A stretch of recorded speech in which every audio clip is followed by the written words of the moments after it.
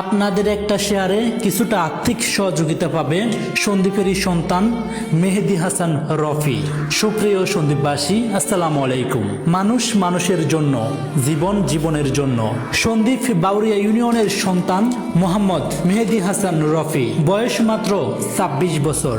এই বয়সে ফ্যামিলির দায়িত্ব কাঁধে নিয়ে অক্লান্ত পরিশ্রম করার কথা।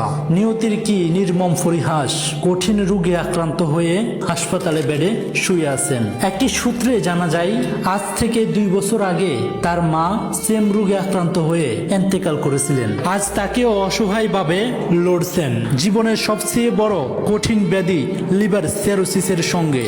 তার আর্থিক অবস্থা খুবই দুর্বল। আসুন আমরা সবাই আর্থিক সহযোগিতা করে তার পাশে দাঁড়াই। আমরা সবাই মিলে মেহেদী হাসানকে হাসি মুখে তার ফ্যামিলির কাছে ফিরিয়ে দিই। স্ক্রিনে দেওয়া নাম্বারে যোগাযোগ করুন। ধন্যবাদ।